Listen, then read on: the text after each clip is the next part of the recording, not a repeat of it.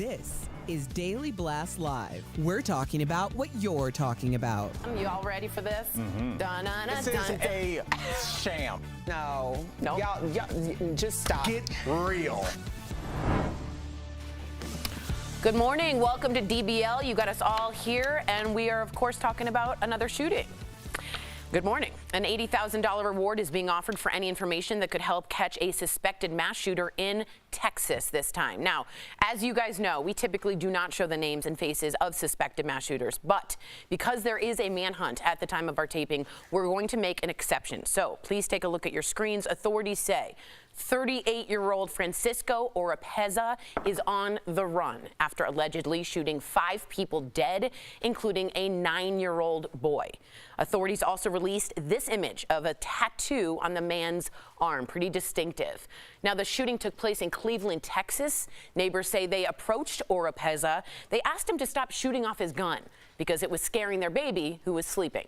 Police say the man responded by then walking over and opening fire with an AR-15 style rifle. Here's what the father and husband of 2 of the victims said about it during a vigil yesterday. Murió mi esposa y murió mi niño de 9 años. ¿Qué le puedo decir? Tratando de ser fuerte por mis hijos, porque igual mi hija está, ya más o menos se entiende. Es bien difícil cuando ella viene y te empieza a preguntar por mamá y luego por su hermano. Me dijo que me aventara por la ventana porque ya mis hijos ya estaban sin mamá. Wow. A lot of people are talking about the immigration status of the shooter and the victims. Here's what Texas Governor Greg Abbott tweeted about the shooting. Announcing reward for a top 10 fugitive who is in the country illegally and killed 5 illegal immigrants Friday night. Let's take a moment and at least talk about the shooting for a second and how we feel about the family. I know 2 brave women surrounded 3 children with their bodies, were both shot in the head, and the children were okay because of them. And I want to send out a prayer for being angels. What did you guys think when you heard about it? I'll say this. I'd like to take more than a minute to talk about the victims. I want to take less time talking about their immigration status. I think anytime you do that, and I know that's a beat we need to get to because that's something said by the governor, who was a powerful person. But I think any minute that you take away from the humanity of what occurred at that event, the bravery to know that you're about to meet your end and you're still thinking about the kids. I mean, it's that's what I'll take away from the story. Is there was a lot of humanity and a lot of unnecessary killing, which is to go behind the curtain, Erica, which is how we start our meetings on Mondays now. Which shooting are we going to start with? So it's a new world that we're in, and that world involves kids growing up without their children, without their parents, and vice versa. Yeah, I agree about the immigration status. It's ironic that that would even come up, as we know we talk about mass shootings every Monday, every day almost on the show. It's still, well, I guess when in America, that's par for the course. So I don't understand why the immigration status is necessarily even a thing, especially for the victims. Yeah. Especially because, yeah, go ahead. Nothing. Go ahead. No, please. I was just, I got thrown off too. I was just going to talk about the humanity too. You know, like you see that video, people are like, you know, if you have a political agenda involved, you're just like, well, they're illegal immigrants, they shouldn't be here, shot by another illegal immigrant that shouldn't be here. And then when you see a video, have some empathy for what happened. Forget about the status for a second. That's a man who lost his wife and his children, and his other children won't have a mother, or it's sickening. Yeah. That's what we need to focus on. I hate seeing those videos, but I like showing America because there is no empathy. You're on my side or you're not, and I don't care what happens to you, even if it's murder. I don't care. If you're not on my team, I don't care what happened. These are people. We're all people wanting a better world for everybody, but yet we're still, politics divide us so much that we don't even have empathy for human beings anymore. And don't let it be lost on you, Jeff, that the reason this all took place is because of something, a normal dispute that happens everywhere in this country. Can you turn your music down? Can you, can you turn the lights down? Whatever, my kid is trying to sleep. How many times does that conversation take place in every neighborhood across the country? And now that knock on the door is just greeted with an AR-15.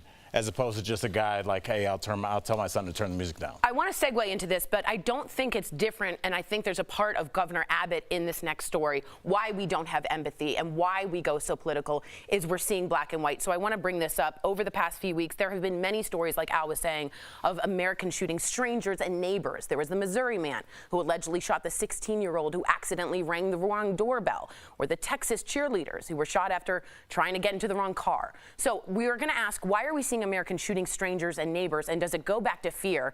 What's interesting to me to tie in Greg Abbott is when you immediately, the first thing as a governor of that state, who had Uvalde, by the way, happen on his turf, say they are illegal, you have already dehumanized from the top down. So when you ask, why do we keep shooting our neighbors? In my opinion, and some people aren't going to like this, it trickles down from they're the enemy, they're going to come after you. And we saw that during much of the Trump administration. I'm not saying to go into the Trump world. I'm simply saying that emboldened people to say, Muslims, all of you, get out of here. It became us, them. And I think it's still trickling down. Am I wrong? I think that there is a bit of truth when people are like, why are we having these, why are all these shootings happening now?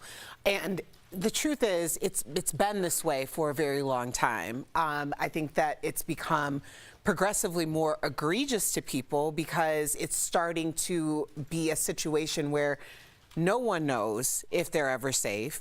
There isn't a particular demographic in terms of age, race, socioeconomic status. Everyone is affected. When you talk about othering people, yes, I think that we became very politically divisive, but we also locked people down for 2 years and told everyone that everyone else was a threat to their safety and their family's safety. Then you had the uptick of so many people buying firearms that it got to a point that just days before lockdown, most of the gun shops across America had no inventory in them. Then you have people who are scared because of the pandemic. They're scared because of their job situations, and they also have zero regard for themselves. These are kamikaze missions. You cannot stop kamikaze missions unless you get to the root of how they're carried out. We have way too much access to guns and people who don't have enough regard for themselves to have regard for anyone else. Real quickly, we only have like 30 seconds left. I think it is important, though, that we do point it out because the gunman in this case allegedly was deported several times, right? And so we talk about like red flag laws and how do we prevent things like this. That was a preventative, and it didn't work. Yeah. If he kept coming back into the country, we keep coming back to. And then I'm sure the governor is very frustrated, specifically in Texas, with the immigration laws that we have in place right now. And talk about politics, it's a problem. So if you don't think it's a problem, depending on what side you're on, it is. Yeah. So just because you're Democratic doesn't mean there isn't a problem at the border. There's definitely a problem. It's something to talk about, but I'm glad we talked about the empathy first. But there is a problem that needs to be fixed, or at least tuned up. At least the red flag laws at least tune them up. I completely agree. Good conversation coming up on DBL. The red flag laws, they're not working, though. They're not working. No, they're absolutely not working. We're like, yes, that's the guy that's going to do it, and they do it, and then we're like, okay. I know. How many times do you pick up a smartphone a day? A performance coach is giving her tips on how to start having healthier relationships with your devices. Plus, the White House Correspondents' dinner happened over the weekend, and President Biden had the jokes. But were they funny? We're talking about it next. I don't know if you know that much about. Nuh-uh, Tori, don't do that. No. Yeah, I'm this close to breaking. Stop putting yourself in this conversation. I mean, this is as real as it gets. I think I won that one.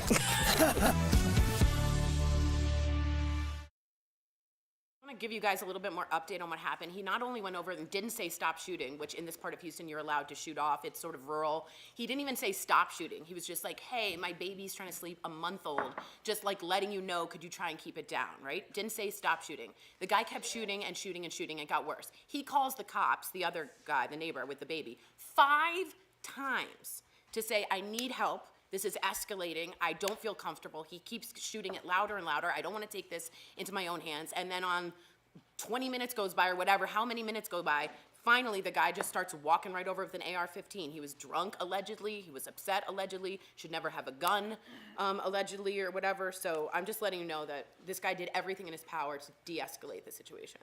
Well, this is what we were afraid of. You know, it's everybody is armed to the teeth.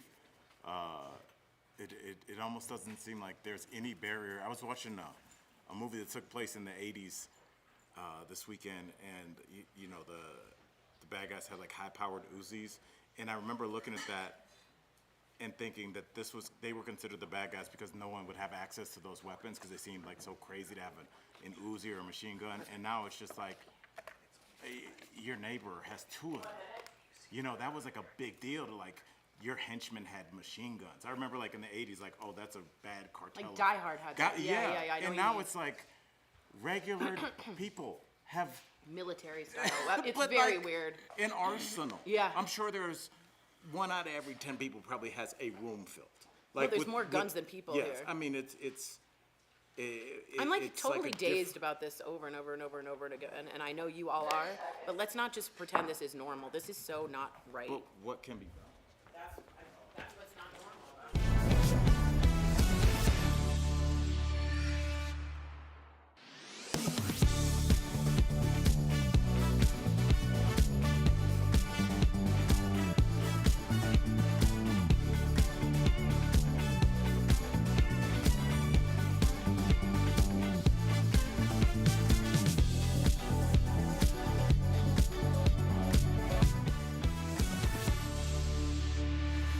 Welcome back to DBL. So the White House Correspondents' Dinner was this weekend, and that's when journalists and politicians get together and make fun of one another. It's like our regular day-to-day.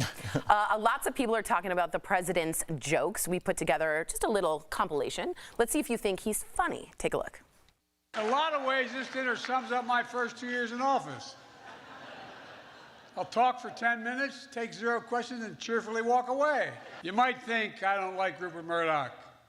That's simply not true. How could I dislike a guy who makes me look like Harry Styles? You say I'm ancient. I say I'm wise. You say I'm over the hill. Don Lemon would say that's a man in his prime. It's great the cable news networks are here tonight. MSNBC owned by NBC Universal. Fox News owned by Dominion Voting Systems. Ooh, okay. How do we think the president did? The last one was a doozy. That was a doozy, huh? Yeah. I like that he poked fun at his age. He seemed sharp. He delivered them well. No problem. I mean, they didn't really get me. The last one. Come on. The last one got me. The last one was good. He had good writers. Listen, I appreciate anyone going out there, even a president. You know what I mean? I appreciate what you guys do, but it's, come on. We got to be honest. How do you think it? I agree. I don't think he's ever been known for his speaking for many, many reasons, but I like that the president, again, can poke fun of himself. It just brings me back to when we just didn't even have a White House Correspondents' Dinner because none of the politicians could make fun of each other. Humor is so vital. It's so important. Speaking of that, I laughed really hard at this Roy Wood Jr. joke because guess who was also in attendance to this White House Correspondents' Dinner? He's the host, by the way, Roy Wood Jr. Take a look at this joke. Tucker got caught up. Got caught up like that dude from Vanderpump Rules. Text message stuff. I don't know what Vanderpump Rules is about. What do you guys think about like Ariana being there? Like this has gotten out of control. Jeff? It's your show. I do love it. Listen, Look at them. I admit, I love Vanderpump Rules. When we were doing the morning meeting, I was taking my kids to school this morning, and I was like, Vanderpump Rules at the White House? What? I'm like, be quiet, because I was like, there's no way these two came together. Apparently, these two came together. Well, I think this is such a rare thing for something like a Vanderpump Rules on Bravo to bleed so heavily into pop culture. We've never talked about Vanderpump Rules very often on this show. No, we have not. There was no choice but to talk about it because it was trending, all across all sectors of pop culture, because this is a story that people have understood in one way or another, but to see it play out in front of you in real time is just, it's next level. So I wasn't surprised to see Vanderpump Rules people at the White House Correspondents'. I was. I was too. Listen, the girl there, Ariana, was the girl who got cheated on. Okay. Lisa Vanderpump, it's her show. Lala, what are you doing there, riding those coattails? Was that the girl on the left? Yeah. She has nothing to do with it. She's just a busybody on, but she's very popular. But she really gets into this story, and it's like, you weren't even there. Tom's not even there. Yeah, Tom's not there. Ariana, okay. I mean, still, you get cheated on, you go to the White House. This conversation about the White House Correspondents' Dinner. This is our country. You know what? Reality show and politicians, that's America right now. That is definitely true. We'll be right back.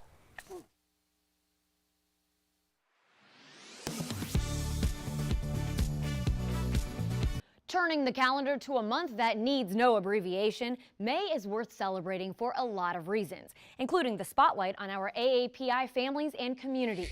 Who exactly are we talking about, and why is May AAPI Heritage Month? We turn to these sources to verify. AAPI stands for Asian American Pacific Islander, those whose ancestry and culture comes from this part of the world. That's more than 19 million people, and Asian Americans are the fastest growing racial or ethnic group in the U.S., according to Pew Research Center analysis. There's a lot of diversity of nationalities and ethnicities within that AAPI label, which is why not everyone agrees on it. People who are Hmong or Indian or Samoan or Vietnamese or Filipino, for example, each bring their own different lived experiences to the table. On one hand, the Smithsonian details how solidarity among Asians, especially since the 1960s, has led to increased visibility. But there's concern that the unique traits and needs of some groups are minimized when lumped together. But May is a chance to share and celebrate this diversity, as well as all we have in common with others. After 3 years of AAPI Heritage Month by way of annual presidential proclamations, this 1992 Act of Congress put it on the calendar permanently, recognizing, quote, Asian and Pacific Americans have contributed significantly to the development of the arts, sciences, government, military, commerce, and education in the United States. According to the official .gov webpage on the topic, May was chosen to commemorate the arrival of the first Japanese immigrants in May of 1843, as well as the completion of the Transcontinental Railroad, built by mostly Chinese immigrants, in May of 1869. No matter your heritage, May is a great opportunity to support and learn more about the contributions of the AAPI communities in this country and in your town. With your Verify, I'm Abby Larico.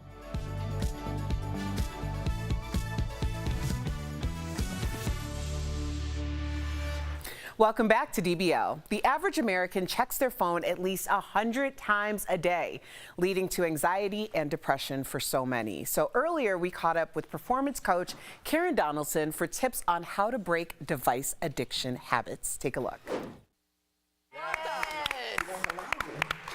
Hi, Karen. I am Tori, and I am addicted to my cell phone. And I wanted to actually find out how you can how checking them constantly can lead to the depression, the anxiety, and affect our overall well-being. So when we check our phones consistently or social media consistently, we create an obsession with that instant gratification, that dopamine hit. And basically, dopamine is that hormone responsible for that feeling of pleasure, validation, satisfaction. However, after that feeling of pleasure, that dopamine hit, there is this calm down. And we do it again and again, and then we need it.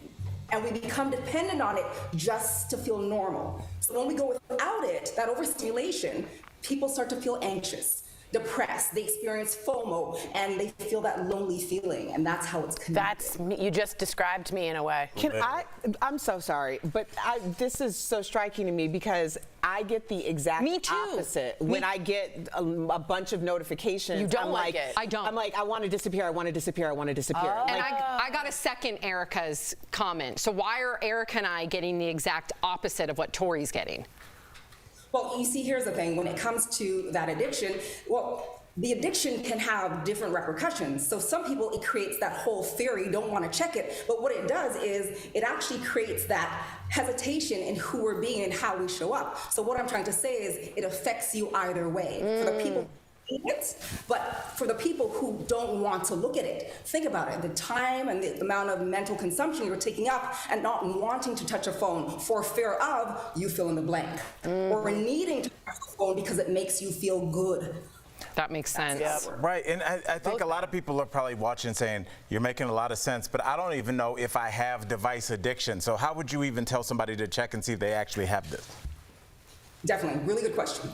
So first one is this, there's two ways. If you primarily depend on social media, either to make you happy or it impacts how you feel about yourself, either positively or negatively. And what I mean by that is, do you depend on it to feel good, to feel joy? Or does it make you feel like you're not enough? You might have an unhealthy attachment. Yeah. The second part is, if being away from your phone for an extended period of time, and I define extended period of time of maybe 3 seconds or maybe 3 hours, if it affects your mood, and you feel sad, angry, you might have a device dependence. So what are some good first steps if you're someone struggling to put your phone down?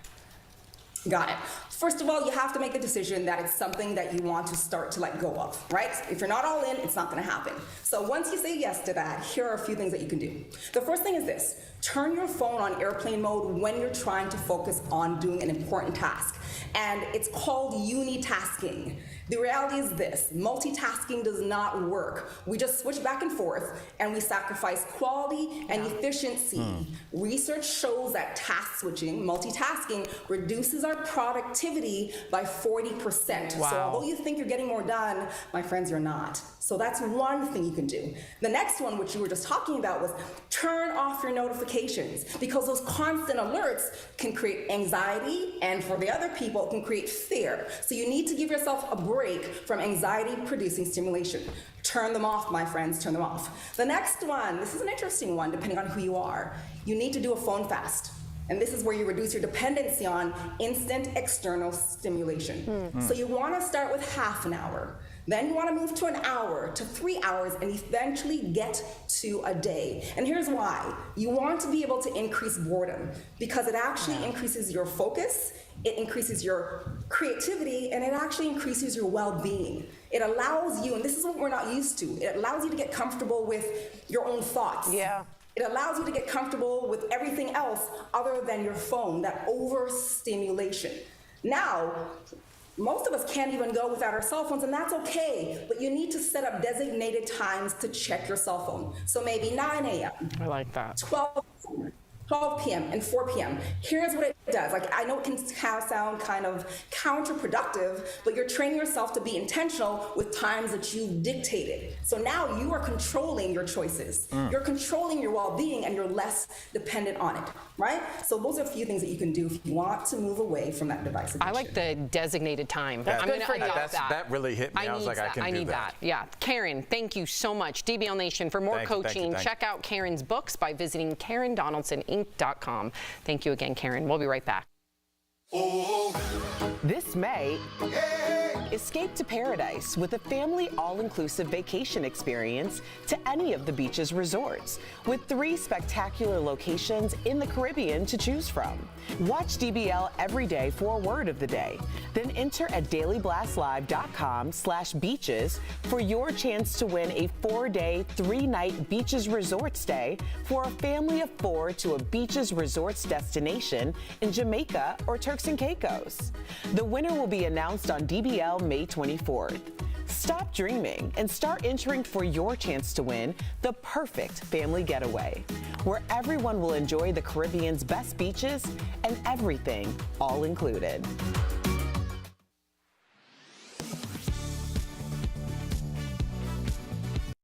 The best things in life are free, or so says the Beatles' hit song. But very few things are actually free, and that prompted a question from an 11 Alive viewer. Marlena Long emailed us after seeing commercials claiming Medicare recipients can still receive up to 8 free COVID tests. She asked us to verify. Our sources are the Centers for Medicare and Medicaid Services, the U.S. Department of Labor, and Juliet Kubansky of the Kaiser Family Foundation. In January of 2022, the Biden administration announced that Americans with insurance could get up to 8 free COVID tests a month. Kubansky and the Centers for Medicare and Medicaid Services confirm you can still get those free tests, whether you're covered by private insurance or Medicaid. However, all of that will likely change on May 11th, when the COVID public health emergency is scheduled to expire. People with Medicare will no longer have access to free at-home testing.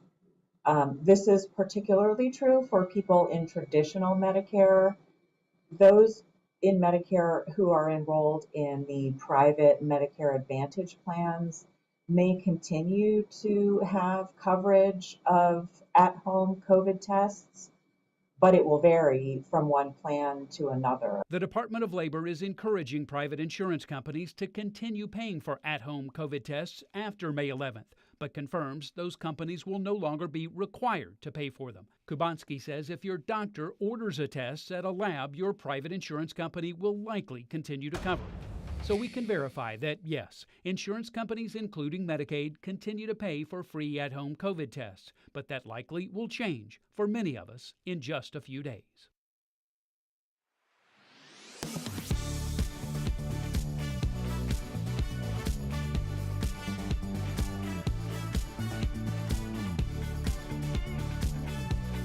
About 10% of the world's population has blue eyes. Tens of millions of them live in the U.S. alone. A viral meme claims every blue-eyed person is the descendant of just one person. But is that true? Do scientists believe all blue-eyed people share a common ancestor? Let's verify. Our sources are the American Academy of Ophthalmology, 2 studies on genetic differences in eye color, and Mark Shriver, an anthropology professor at Penn State University. According to the American Academy of Ophthalmology, all people had brown eyes until about 6,000 years ago. A 2008 study determined that out of a group of more than 150 blue-eyed people from Denmark, Turkey, and Jordan, all subjects had the exact same genetic mutation, a mutation that caused them to have blue eyes. Anthropologist Mark Shriver says, "It is clear from the genetic analysis that this mutation happened on one chromosome, and that would have been in one person." A different 2008 study published in the American Journal of Human Genetics also concluded that this mutation is the ultimate cause of blue eye color. Recent research suggests there are as many as 16 different genes that contribute to eye color. But one thing holds true. All people with blue eyes have the same mutation in the same gene, and that mutation can be traced back to one person. So we can verify, yes, scientists believe all blue-eyed people share a common ancestor. Who that person is still a mystery. With your Verify, I'm Ariande Till. Today's Beaches Resorts word of the day is ocean. Welcome back. That was the first word of the day. You'll need to enter I think for it's chance. ocean. It is ocean. An escape to paradise. Go to dailyblastlive.com/beaches. Don't forget to watch every day for another chance to win. Again, the word was ocean. Thank you. All right. Thank you very much. And also, this is very interesting. Did you know any food or drink that can stain a white t-shirt can stain your teeth? Coffee, wine, blueberries, pasta sauce, the list goes on. Thankfully, Smile Actives has a solution. With Smile Actives' new Pro Whitening Gel, effective tooth whitening can be achieved right at home with no trays, no strips, or uncomfortable lights or a trip to the dentist. Simply add the Pro Whitening Gel to any toothpaste and just brush. No extra time or effort needed. In a clinical study, users saw improvement of up to 8 shades after using the gel for 30 days. Smile Actives is the easiest whitening solution, and it is safe and effective, even working on crowns, bonding, and dentures. Order today for a special buy one, get one free offer. Don't wait to get your brighter, whiter smile. Call 1-800-700-4040 or visit smileactives.com. I love a beaches vacation. Yes, and a nice smile. And a nice smile. Yeah. I've heard your smile is the first thing that enters the room. It seems corny, but it is. Yeah? Very I have a little gap. You think it's okay? Yeah, people like that. It's identifying. We'll see you tomorrow. Michael Strahan.